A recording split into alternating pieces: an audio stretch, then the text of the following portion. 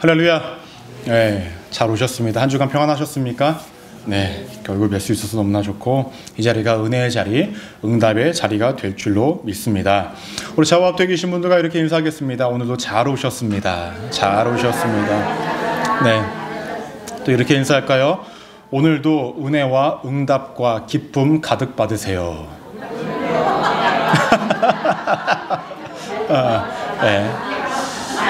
제가 여러분들을 보니까 2개 이상 넘어가면 그 다음부터 포기하기를 시작합니다. 따라해볼까요? 오늘도 은혜와 응답과 기쁨 가득 받으세요. 네, 좋습니다. 다음부터 좀 줄이겠습니다.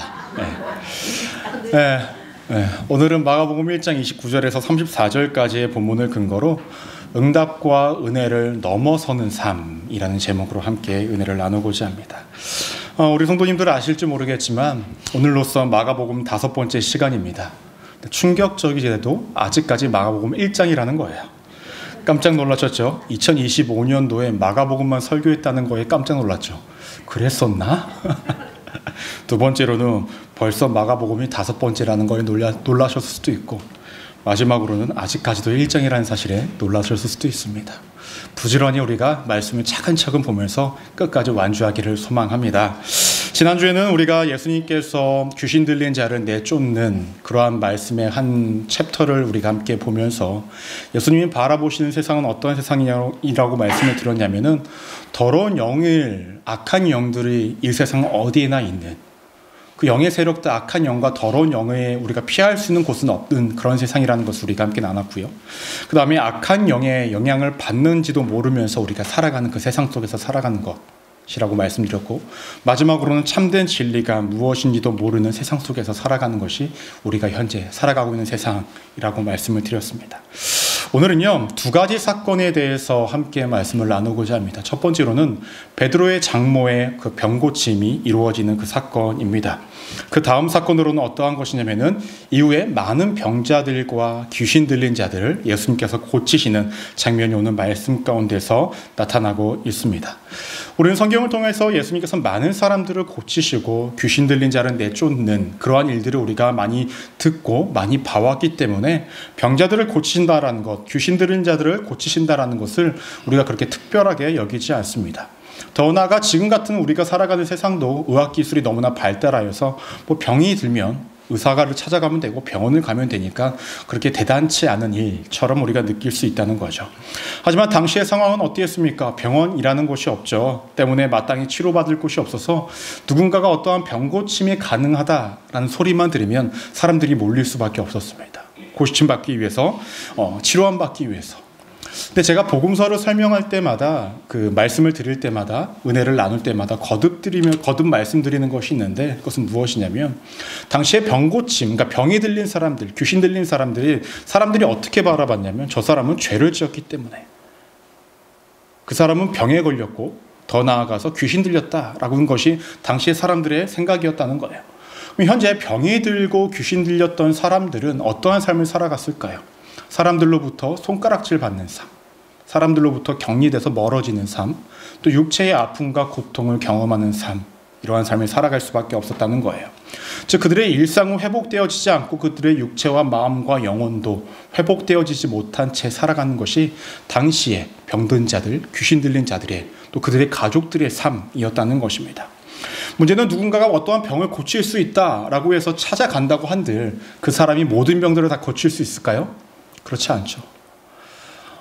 예전에 여러분들 한국에 계셨을 때 여기 아프거나 다치면 뭐 발라요?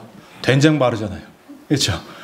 된장이 마치 만병통치약인 것처럼 아프면 된장 바르고, 뭐하면 된장 바르고, 벌에 쏘여도 된장 바르고, 까져도 된장 바르고 그러지 않았습니까? 참 재미있는 유머가 하나 있었어요. 예전에 코미디 프로그램 보면은 여기 까진 사람이 딱 여기 다친 사람이 와가지고 여기 치료해달라고 해서 이제 빨간 약 있잖아요. 한국에 빨간 약 딱 바릅니다. 군대에서 딱. 근데 머리가 아프다고 하니까 머리에다 빨간 약을 다 발라줘요. 이렇게 빨간 약이 다 치료되는 것처럼. 당시의 상황이 아마 그러했을 거예요. 누가 고칠 수 있다라고 하는데 갔는데 그냥 다 똑같은 처방만 하거나 아니면 고칠 수 있는 것들이 있고 대부분은 또 못 고치는 것들이 아마 일상적이었을 것입니다. 더구나 귀신 들린 자들은 고치는 것이 거의 불가능한 상황에 놓여진 상황이었다는 것입니다. 때문에 마가복음 1장 28절 말씀을 보시면 이렇게 언급합니다. 예수의 소문이 곧 온 갈릴리 사방에 퍼지니라 라고 얘기해요.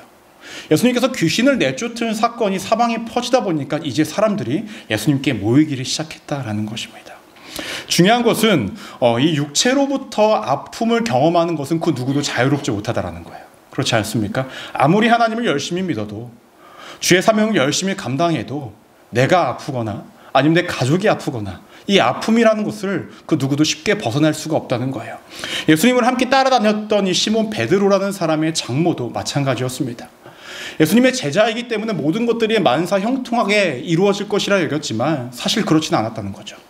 베드로의 그 장모가 열병에 지금 누워 있었습니다. 성경에서 뭐라고 이야기하냐면은 열병에 오랫동안 누워 있었다라는 거예요.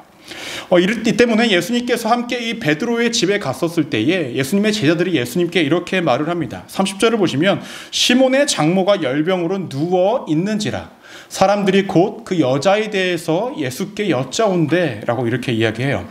제자들이 이 시몬 베드로의 장모가 아파서 누워있는 것을 보고 예수님께 여짜오대 라고 이야기를 했다라는 것입니다. 왜 예수님께 가서 이 장모가 아프다라는 것을 이야기했을까요? 예수님, 베드로의 장모가 아픕니다. 혹시라도 전염될지 모르니까 조심하십시오 라는 의미로 얘기했을까요? 아니면 당시에 병에 들면 죄인 취급을 받았기 때문에 가까이 하면은 전염될 수도 있습니다. 더러운 것이 옮겨질 수 있습니다. 조심하십시오 라는 의미로 말을 하고 있었을까요? 그렇지 않죠. 이 제자들은 예수님께서 이 여인을 치료해 주시기를 바라는 기대하는 마음으로 믿음으로 그것을 이야기했다는 거예요. 예수님께서는 이렇게 제자들이 예수님께 이 장모에 대해서 이야기했을 때 어떻게 반응을 하셨습니까? 조금의 주저함도 없이 바로 움직이십니다. 그래서 31절 말씀을 보시면 이렇게 언급해요. 나아가사 그 손을 잡아 일으키시니 열병이 떠나고 여자가 그들에게 수종드니라 라고 이야기를 합니다. 그런데 여러분 조금 이상해요. 전에 귀신을 고쳤을 때는 어떻게 고치셨습니까? 말씀으로. 근데 이번에 어떠한 방법입니까? 그 여인의 손을 잡고 일으키셨어요. 그러니 나았다라는 거예요. 제자들이 예수님께 이 여인을 데리고 가서 말을 했다는 것은 어떠한 것을 기대했을까요? 예수님께서 말씀으로 고칠 것이라는 기대를 갖고 있었을 거예요. 예수님께서는 완전히 다른 방법으로 그 여인에게 손을 대시고 손을 잡아서 일으켜 세우셔서 고치십니다. 여러분, 이것은 우리가 너무나 중요하게 생각해야 할 포인트입니다. 그것은 무엇이냐면 하나님이 일하시는 방법에 대한 제한을 두지 말아야 된다는 거죠. 하나님은 전에처럼 동일하게 일하실 수도 있지만 다른 방법으로도 일하실 수 있습니다. 하지만 우리가 항상 바라보고 예측하고 생각하는 것들은 무엇입니까? 전에 내 삶 가운데 이루어 주신 방법대로 여전히 나를 인도하실 거라는 기대감을 가지고 살아간다는 거예요. 하지만 하나님은 늘 그렇게 일하시지 않으신다는 것입니다. 늘 새로운 방법으로도 일하시고 기존에 했던 방법으로도 일하시며 우리가 알지 못하고 예상치 못하는 방법으로 늘 그렇게 일하시는 분이 우리 하나님이시라는 거예요. 만약에 내가 나의 어떠한 생각과 나의 어떠한 방법을 하나님 앞에 제시하면서 이렇게 해주셔야 하고 이렇게 일하실 것이라고만 기대하고 살아간다고 한다면 우리는 하나님의 능력을 굉장히 작게 보는 것이고 하나님의 능력을 우리 스스로가 제한시키려고 노력하는 그 모습밖에 되지 않는다는 것입니다. 여러분, 삶에 힘든과 어려운 문제들이 있으면 물론 하나님께서 전과 같은 방법으로 우리의 삶을 그 어려움에서 건져주실 수도 있겠죠. 하지만 새로운 방법으로 또 새롭게 전혀 내가 예상하지도 못하고 알지 못하는 방법으로 인도하실 수 있다는 것을 늘 염두에 두시고 기대하는 마음과 소망하는 마음으로 하나님께 늘 나아가시는 우리 믿음의 성도님들 되시기를 주님의 이름으로 간절히 축원합니다. 그런데 중요한 것은 당시 유대인들과 바리새인들이 금기시한 것이 있었어요. 그것은 무엇이냐면 죄인과 접촉하지 않는 것입니다. 왜냐하면 그 죄가 부정함이 묻어질 것이기 때문에 라고 이렇게 생각을 했다는 거예요. 당시에 병든 자를 어떠한 사람으로 취급했다라고 했죠? 죄인으로 취급했습니다. 근데 예수님께서는 여인의 손을 잡으셨죠. 이렇게 세우셨죠. 또 하나의 금기시된 것이 있는 거예요. 그것은 무엇이냐면 이성의 몸이나 손이 어쨌든 그것을 터치하지 않는 것이었습니다. 근데 예수님께서는 이 두 가지를 모두 다 금기시했던 것들을 깨버리십니다. 함께 있었던 제자들도 굉장히 의아하게 생각했을 거예요. 자신들이 그동안 율법을 들어왔고 알고 있었던 것은 예수님이 하셨던 모든 방법은 하지 말아야 하는데 예수님께 부정함과 더러움이 옮겨질까 봐 걱정했을 수도 있겠죠. 하지만 그러한 염려는 아무런 의미가 없었습니다. 되려 이 장모는 어떻게 됩니까? 즉각적으로 고침을 받게 되었다라는 거예요. 성경에서 뭐라고 이야기하냐? 열병이 떠났다라고 이야기합니다. 정확한 표현은 이 여인이 어떠한 후유증 없이 모든 병에서 완전히 치료되어졌다라는 거예요. 당시에 이 열병이란 것이 누군가는 말라리아라고도 이야기하고 누군가는 굉장히 중한 병이다라고 이야기해서 오랫동안 고치지 못한 병이었지만 예수님께서 손을 잡고 일으키시니 그 병이 후유증도 없이 완벽하게 나았다라는 거예요. 여러분, 오랫동안 병상에 누워있어서 고침을 받으면 어떠한 시간이 필요합니까? 회복의 시간이 필요해요. 그렇죠? 병이 나았다고 해도 회복의 시간이 필요하지 않습니까? 근데 이 여인이요, 예수님께서 잡아 일으켜 세우신 다음에 무엇을 했다라고 이야기합니까? 여자가 그들에게 수종드니라, 섬겼다라는 거예요. 그러니까 어떤 회복의 시간도 필요하지 않을 만큼 완벽하게 후유증 없이 고침을 받았다라는 거예요. 참 의미가 있죠. 여기까지가 예수님께서 베드로의 장모를 치유하신 장면이었습니다. 그 이어서 말씀을 보시면 32절 말씀 우리가 함께 한번 읽어볼까요? 32절 시작. 저물어 해 질 때에 모든 병자와 귀신 들린 자를 예수께 데려오니 라고 이야기합니다. 왜 낮에 데려오지 않고 저물어 해질 때에 데려왔을까요? 왜냐하면 이때는 안식일이었기 때문에 그래요. 당시의 안식일은 금요일 해질 저녁부터 토요일 해질 때까지였어요. 당시의 사람들은 배운 것이 무엇이냐면 안식일에는 그 어떠한 일도 하면 안 된다라고 여겼습니다. 때문에 예수님께서도 병을 고치는 것을 하면 안 된다라고 사람들이 인식을 하고 있었기 때문에 귀신 들린 자들, 병든 자들을 데려오지 않고 해가 질 때까지 기다렸다가 해가 지니 예수님께 다 찾아오기를 시작했다라고 성경에서는 이야기를 하고 있습니다. 근데 예수님께서 이 병을 고치고 있었던 것, 즉 귀신 들린 자를 고치고 또 장모, 그 베드로의 장모를 고칠 때가 어디였습니까? 안식일이었다라는 거예요. 마가복음 1장 21절 말씀을 보시면 이렇게 얘기합니다. 예수께서 안식일에 회당에 들어가 가르치심에, 가르치실 때에 지난주에 누가 있었죠? 귀신 들린 자. 그 사건이 끝난 다음에 베드로의 장모를 치료한 것, 이 모든 것들이 안식일에 이루어졌다는 거예요. 당시의 사람들의 율법에서는 안식일에 이러한 일들을 하면 안 되는데 예수님은 하고 있었다는 것입니다. 예수님은 왜 이 같은 일을 하셨을까? 마가복음 3장 4절 말씀 우리 함께 한번 읽어볼까요? 시작.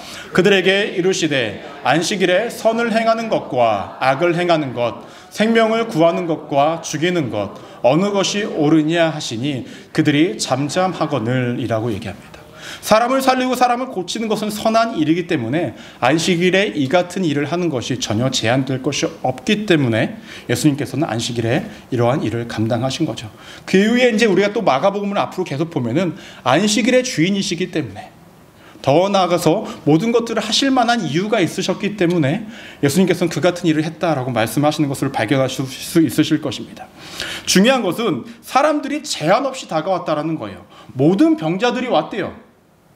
온 마을에서 왔다라고 이야기합니다. 여러분, 저기에서 귀신 들린 자 오고요, 여기서 병 들린 자 오고요, 막 와요. 그 한 곳에 모이면 어떻게 될까요? 난장판이죠. 예수님 누가 먼저 만날지 서로 막 싸우고 다투고 하지 않았겠습니까? 우리 애는 병 들린 지 10년 됐다. 우리 남편 귀신 들린 지 15년 됐다. 우리 애가 더 중하다. 우리 남편, 우리 와이프가 더 아프다. 온갖 말들이 오가면서 난장판이었을 거예요. 그런데 그곳에 사람들이 모인 곳이 어디였냐면 33절 말씀을 보시면 이렇게 언급합니다. 그 동네가 그 문 앞에 모였더라. 이 문은 베드로의 집 앞입니다. 베드로의 집 앞에. 그리고 예수님께서는 그 모든 사람들을 고치십니다. 그런데 한 가지 명령을 하세요. 우리 34절 말씀으로 한 가지 볼까요? 시작. 예수께서 각종 병이 든 많은 사람을 고치시며 많은 귀신은 내쫓으시되 귀신이 자기를 알므로 그 말하는 것을 허락하지 아니하시느니라 라고 얘기합니다. 한 가지 명령하신 것이 무엇이냐면 나를 드러내지 말라는 거예요. 내가 하나님의 아들 예수인 것을 이야기하지 말라는 거예요. 왜 그럴까요? 예수님이 드러나야 할 때가 아직 아니라는 거예요. 자신이 하나님의 아들로서 이 땅에 오셨고 앞으로 여러 가지 사명들을 감당하셔야 하는데 그 때가 아직 드러날 때가 되지 않았기 때문에 침묵하게끔 명령하셨다는 것입니다. 여기까지 우리가 두 가지 사건을 함께 우리가 보면서 우리가 먼저 첫 번째로 기억하셔야 할 것이 있습니다. 그것은 무엇이냐면 누구를 찾아야 하는지를 우리가 알고 살아가야 한다라는 거예요. 따라 해볼까요? 누구를 찾아야 하는지 알고 있어야 합니다. 우리가 응답을 받고 은혜를 받기 위해서는 누구를 찾아야 하는지를 알고 살아가야 한다는 것입니다. 여러분, 아프면 누구 찾아가십니까? 누구요? 집에만 계세요? 의사 찾아가시죠. 약 받으러 가시려면 누구 찾아가세요? 약사. 은혜 받으러 어디 가십니까? 아닌데 순복음 소망교회죠. 순복음 소망교회. 네. 맛있는 밥이 먹고 싶으면 어디로 가야 돼요? 순복음 소망교회 친교실. 거기 오시면 맛있는 밥을 먹을 수가 있죠. 이처럼 자신에게 어떠한 일이 생기고 무서운 일이 생겼을 때 그 문제를 해결하기 위해서 누구를 찾아가야 되고 어디로 가야 할지를 명확히 알아야 우리가 해결받는 것 아니겠습니까? 오늘 말씀도 명확합니다. 30절 말씀을 보시면요, 예수께 여짜오되라고 이야기를 해요. 그들이 예수께 이야기했다라는 거예요. 제자들이 예수님께 물었다, 이야기했다는 거예요. 무엇을 이야기했습니까? 베드로의 장모가 아프다라는 것을 이야기했다는 거예요. 예수님만은 정말로 고칠 수 있다라는 기대와 믿음과 희망을 가지고 선포했고 예수님 앞에 나아갔다는 것입니다. 자신들의 삶의 문제와 완전히 동떨어지신 분이 아니라 정말로 영에 속한 것들만 해결하시는 분이 아니라 자신들의 일상도 분명히 해결해 주실 수 있는 분이라는 믿음과 확고함이 있었기 때문에 예수님께 나아가 이같이 예수께 여짜온대라고 찾아갔다는 거예요. 여러분 32절 말씀을 보시면 이렇게 언급해요. 모든 병자와 귀신 들린 자를 예수께 데려오니. 사람들이 누구를 데리고 옵니까? 모든 병자들, 귀신 들린 자들을 데리고 와요. 이 사람들은 자신들이 아픈 것을 몰라서 아파서 나아가지 못해서 누군가를 통하여서 예수님 앞에 나오긴 했지만 그 희망을 가지고 믿음을 가지고 누구에게? 예수님 앞에 나와봤다라는 거예요. 예수님이 계시지 않았을 때는 이들의 삶은 어땠을까요? 희망도 없고 소망도 없고 그저 그렇게 남들과 격리되어지면서 손가락질 받으면서 그래 살아갈 수밖에 없었지만 이렇게 직접 예수님께 찾아 나오니까 그들의 문제들이 해결받았다라는 것입니다. 그럼 우리의 삶에 한번 적용을 한번 해볼까요? 여러분들의 삶에 문제가 있을 때에 누구를 찾고 계십니까? 누구를 찾고 계세요? 내 남편, 내 아내, 내 자녀? 물론 아내를 찾아야 할 때가 있어요. 남편을 찾아야 될 때가 있습니다. 예를 들면 저 같은 경우는 사모에게 밥 먹을 때 찾아야겠죠. 밥 좀 차려달라고 찾아야 돼요. 우리 그 아내분들은 무거운 거 집에 못 올 때 누굴 찾아야 돼요? 남편을 찾아야 돼요. 그렇죠. 그렇게 찾아야 될 때가 분명히 있지만 우리의 삶에 그 누구도 해결하지 못할 그 문제가 있다면 누굴 찾아야 됩니까? 하나님을 찾아야 된다는 거죠. 내 삶의 육체의 아픔들, 심적인 문제들, 물질과 건강과 사업장과 직장과 자녀들과 믿지 않는 가족들의 구원의 문제와 남들에게 이야기하지 못하는 정말로 그 누구에게 이야기하기 창피해 마음으로 끙끙 앓고 있던 내 삶의 문제들 누구에게? 하나님께 나아가 우리가 찾아야 된다라는 거예요.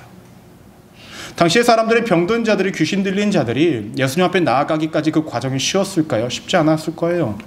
문 밖을 나오는 것 자체가 사람들로부터 이렇게 안 좋은 시선을 받고 많은 온갖 이야기들을 들으면서 나아가야만 했던 그 과정이 있었다는 거죠. 그럼에도 불구하고 나아가니 그들이 믿음이 있든 없든 중요한 것이 아니라 그보다 더 중요했던 것은 아무것도 생각하지 않고 해결해 주실 분이 누구인지를 발견하여 나아갔었던 그런 희망을 갖고 나아갔다는 것. 그것만으로도 정말로 높이 살 만한 것 아닙니까? 물론 믿음이 있어야겠죠. 하지만 여러분 신앙의 길 걸어보셔서 아실 것입니다. 여러분 신앙생활 갓 하신 분들은 기도의 응답이 엄청 잘 돼요. 하면은 막 그 간증들이 많아요. 왜 그럴까요? 믿음이 어리니까 하나님께서는 그거 다 채워주세요. 근데 믿음이 20년, 30년 되면은 세워라, 내워라. 기도 제목은 뭐 한 20년 기도한 것 같은데 응답도 안 되고 막. 그렇죠. 하나님께서 요구하시는 건 뭐예요? 너가 나를 믿어온 세월이 그렇게 긴데 여전히 너가 나에게 구하는 것은 어린아이 같은 것만 구하니까 그런 거 아니겠습니까? 이 사람들은 당장 예수님이 누군지도 몰랐을 거예요. 하지만 그 희망 하나 품고 가는 거죠. 예수님이 희망이라는 거. 그것만 봐도 하나님께서는 그 예수님을 통해서 그들을 고쳐주셨다라는 거예요. 여러분 중요한 건 우리의 삶 가운데 내 삶의 문제를 하나님께 가지고 나아가는 것이 중요합니다. 그리고 그것을 하나님께 맡기는 것이 중요해요. 하나님께서 일하신다라는 거예요. 여러분 물론 그런데요. 우리의 삶 가운데 응답되어지지 않는 문제들도 있습니다. 여러분들이 너무나 잘 아시는 사도 바울을 잘 아실 거예요. 그는 육체의 약함, 가시를 갖고 있었다라고 성경에서는 이야기합니다. 그 예수님께 하나님께 간절히 기도합니다. 이 육체의 약함을 고쳐달라고. 그때 이 하나님께서 이 바울에게 뭐라고 말씀하셨냐면 고린도후서 12장 9절 말씀 우리 함께 한번 읽어볼까요? 시작. 나에게 이르시기를 내 은혜가 내게 족하도다. 이는 내 능력이 약한 데서 온전하여 짐이라 하신지라. 그러므로 도리어 크게 기뻐함으로 나의 여러 약한 것들에 대하여 자랑하리니 이는 그리스도의 능력이 내게 머물게 하려 함이라 라고 얘기합니다. 우리의 평생에 해결되어지지 않는 삶의 힘든 거 어려움도 분명히 있어요. 하지만 바울은 하나님께 그것을 구했고 맡겼더니 그것을 내게 주시고 허락하신 이유를 발견했습니다. 우리가 이유 없이 아무런 목적 없이 어떠한 어려움과 힘겨움을 경험하면 너무나 고되지만 하나님께서 그 이유를 발견하게 하셨고 알게 하셨다고 한다면 내가 그것을 감당할 수 있다는 거예요. 적어도 내 삶의 문제가 해결되어지지 않은 것들이 있다면 여러분 적어도 하나님 앞에 나아가서 그 이유를 여쭤보십시오. 그 이유를 놓고 기도하십시오. 하나님께서는 우리에게 주시는 그 모든 것들은 이유와 목적 없는 것들이 없다는 거예요. 여러분 혼자 내 삶의 힘들고 어려운 것들을 자의적으로 해석하지 마세요. 한국에서는 이 말을 무엇이라고 이야기하냐면 스스로 긍정회로 돌린다고 이야기해요. 혼자 좋게 생각하는 거예요. 그것도 되게 훌륭해요. 그런데요, 그 좋게 생각한 것들이 똑같은 또 어려움과 더 큰 어려움이 다가오면 또 무너져요.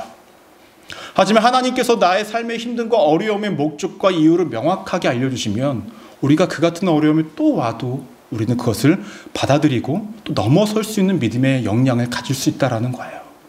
때문에 우리가 그마저도 맡기는 것이 필요하다는 것입니다.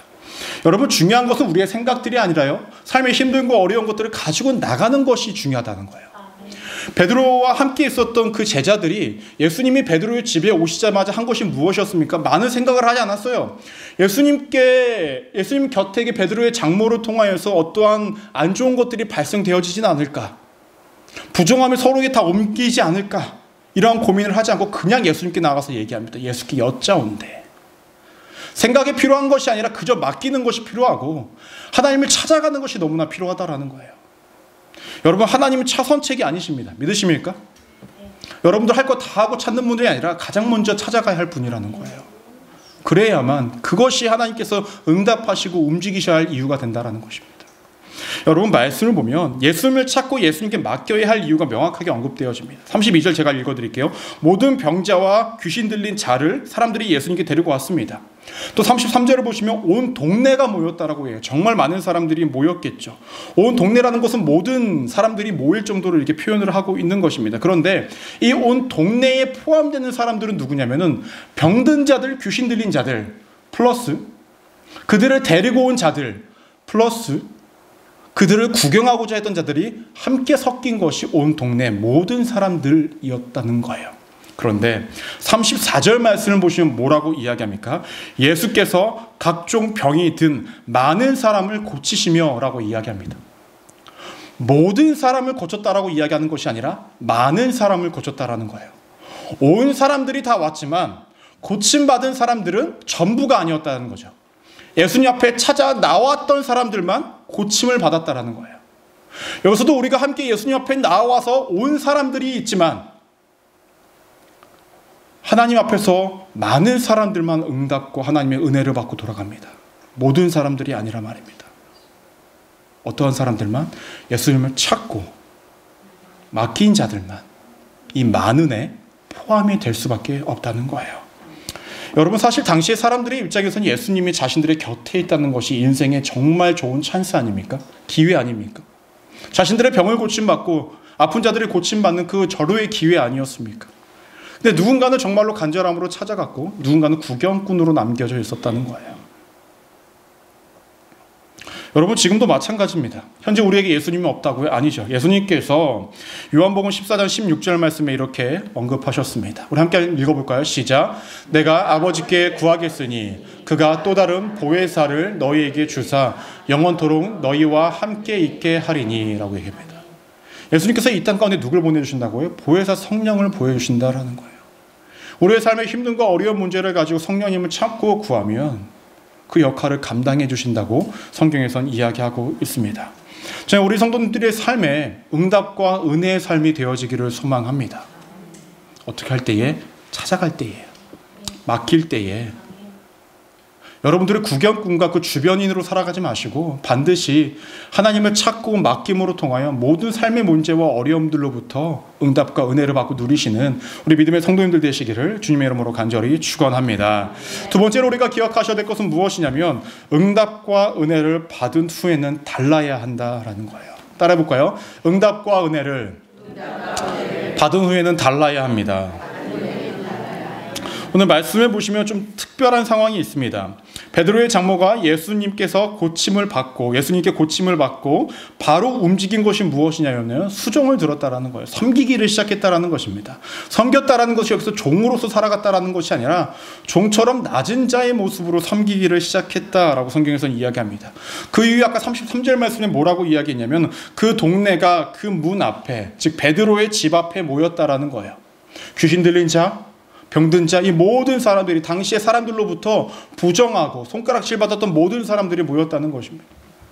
여러분들 앞에 여러분들을 모르는 사람들이 여러분 집 앞에 막 모여 있어요. 기분 좋으세요? 아, 우리 집에 모였다, 막 아싸, 막 이러면서 막 좀 그런 분은 없죠. 그런데 모인 사람들이 막 병들고 귀신 들리고 막 이런 사람들은 막 모여요. 좋아할 사람 하나도 없어요. 근데 베드로와 이 장모가 자신 집 앞에 모였던 사람들에게 어떻게 합니까? 내버려 둡니다. 한국 같으면 예전에 그런 사람들이 오면 어떻게 하죠? 소금 뿌리죠. 소금 팍 뿌리고 에이 재수없어 하면서 소금 팍 뿌리고 침을 쫙 뱉고 그런 행동은 안 했다라는 거예요. 병든 자, 귀신 들린 자, 부정하다 여김을 받을 수 없던 자들을 자신의 집 앞에 그대로 둡니다. 누군가는 이렇게 이야기할 수 있겠죠. 예수님이 계시니까 베드로도 장모도 눈치 본 거 아닐까요? 성경 보시면 아실 거예요. 예수님 곁에 있다고 사람들이 할 말 못할 말 다 합니다. 그럼 상관없이. 그렇지 않습니까? 근데 베드로와 이 장모는 아무런 말도 하지 않습니다. 왜 그럴까요? 자신이 아파봤기 때문에. 자신이 괄시와 무시를 당해봤기 때문에 그들의 아픔과 고통을 공감하고 이해할 수 있었다는 거예요. 더 나아가서 내가 받은 이 예수님의 치료의 은혜, 이 응답의 은혜를 그들도 받았으면 좋겠다라는 마음으로 그들을 그대로 내버려뒀다라는 거예요. 여러분, 저는 말씀을 준비하면서 이러한 생각이 들고 이러한 상상을 한번 해봤습니다. 말씀에 등장하고 있진 않지만 말씀 속에서 병고침을 받고 귀신들이 내쫓김을 받았던 그 사람들이 그 위에 어떠한 삶을 살았을까라는 것을 혼자 상상을 한번 해보게 되었습니다. 누군가는 베드로와 베드로의 장모처럼 사람들을 섬기면서 그렇게 이해하고 살아가는 사람들도 있었을 거예요. 그리고 그들의 아픔에 공감하고 그들의 아픔을 위로하고 그들의 곁에 있어줬던 사람들도 있었을 것입니다. 하지만 다 그렇지는 않았을 것 같아요. 누군가는 자신이 이제는 다 나았기 때문에 이제 고침을 못 받은 사람들을 향해서 그 사람들을 향해서 비난하고 비판하고 아유 죄인아, 고침도 못 받는 인간아, 그 손가락질하는 사람도 있었을 거예요. 또 누군가는 자신이 고침받았기 때문에 자신이 아팠을 때 자신에게 손가락질하고 나무라는 사람을 찾아가서 너가 나한테 왜 그러냐고, 나한테 왜 이렇게 힘들게 했냐고 따지는 사람들도 분명히 있었을 거예요. 여러 가지 다양한 모습들이 있었겠지 않았겠습니까? 제가 이렇게 말씀드리면 누군가는 이렇게 이야기할 수도 있겠죠. 목사님 말도 안 돼요. 당시에 고치지도 못한 병을 고침받고 귀신 내쫓김 받았는데 어떻게 그렇게 살아갈 수 있겠습니까? 아니요. 당시의 사회가 그랬어요. 그게 문화였고 당연한 거였어요. 손가락질하고 나무라는 거 때문에 그것이 이상하게 여겨지지 않는 시대였다라는 거예요. 그러나 그 누구도 고칠 수 없었던 삶의 문제를 고침받은 사람이라면 응답과 은혜를 넘어서는 삶을 살아가죠. 응답과 은혜를 받았으니 나는 내 문제 해결되어졌고 난 평안을 누리니 난 됐어 라고 다른 사람들과 동일하게 살아가는 것이 아니라 달라져야죠. 여전히 응답을 받지 못했고 은혜를 누리지 못하는 사람들을 향해 무엇인가를 가르치려고 하지 말고 그들과 함께 있어주는 것, 그들에게 나의 마음을 내어주고 그들의 고통에 공감해주고 품어주는 것, 그것이 정말로 믿는 자들이 가져야 할 은혜를 받은 자, 응답을 받은 자의 모습이 아닐까라는 것입니다. 여러분, 정말로 우리가 응답과 은혜를 받았으면 우리에게 하나님께 나아가는 최선의 무게가 달라져야 됩니다. 전에는 내가 응답받은 수준이 이 정도였으면 내가 할 수 있는 최선이 이거예요. 하지만 그 더 큰 은혜와 응답을 받았고 살아갔으면 내 최선의 무게는 달라졌다는 거예요. 그 최선의 기준이 달라졌다라는 것입니다. 하나님께서도 정말로 신앙생활을 갓 시작한 분들에게 더 큰 많은 어떠한 가시적으로 보이는 응답의 역사들을 읽어가는 것은 그분들은 단순히 교회만 주일날 나와서 예배드리는 것이 그분들의 최선이었기 때문에 그 최선의 모습 속에서 하나님께서 그들에게 은혜를 주시죠. 하지만 오랜 시간 동안 하나님께 많은 은혜와 많은 응답을 받아온 사람은 더 큰 최선과 열심이 있어야 되는데 그것이 이루어지지 않는다면 우리는 더 큰 은혜를 바랄 수가 없다는 것입니다. 여러분들은 현재 어떠한 모습으로 이 세상 속에서 살아가고 있습니까? 우리는요, 세상이 줄 수 없는 은혜, 구원의 은혜, 우리 삶을 지켜 보호하신다는 그 은혜, 하나님의 그 사랑의 은혜를 우리는 늘 받고 살아간다는 거죠. 우리는 그것을 받고 누리며 살아갔는데 우리가 응답을 받고 은혜를 받은 그 이후의 삶은 우리는 현재 어떻게 살아가고 있는가라는 것입니다. 전에 나에게 손가락질과 힘겹게 했던 사람들이랑 같이 그들에게 말하는 방법과 똑같이 내가 많은 것들을 아는 것처럼 내가 다 경험한 것처럼 누군가를 가르치려고만 하고 있진 않은지 우리는 스스로를 많이 돌아봐야 합니다. 저는 우리 순복음 소망교회가 단순히 응답과 은혜만을 희망하고 소망해서 이 자리에 앉기를 소망하지 않습니다. 응답과 은혜를 받은 그 이후에 우리가 어떠한 믿음의 역량을 가지고 믿음의 최선을 가지고 살아가야 하는지도 한 번 좀 고민하고 또 잘 되진 않을지라도 또 한 번 더 한 걸음 내디뎌보고 그렇게 살아가기를 소망합니다. 복음서를 보시면 이 베드로의 장모가 고침을 받자마자 수종 들었다는 이야기가 거의 초반에 나오지 않습니까? 병고침 받은 다음에 사람들에 의해서 고침받은 다음에 왜 그럴까요? 은혜 받고 응답 받고 고침받은 그 이후의 삶이 그와 같이 살아야 함을 명확하게 보여주기 때문에 그러합니다. 여러분, 우리 그렇게 살아갑시다. 내가 주신 응답이 있었고 은혜가 있었으니 이제는 그것을 넘어서는 삶, 그 넘어서에 계시는 또 하나님을 경험하고 믿음으로 만나서 또 한 번 넘어서는 삶, 그렇게 살아가셔서 우리 안에, 우리 가정 안에, 우리 믿음의 공동체 안에, 여러분들이 계신 모든 곳곳 안에 여러분들을 통하여서 또 다른 은혜와 응답이 잘 흘러가시기를 주님의 이름으로 간절히 축원합니다. 기도하시겠습니다.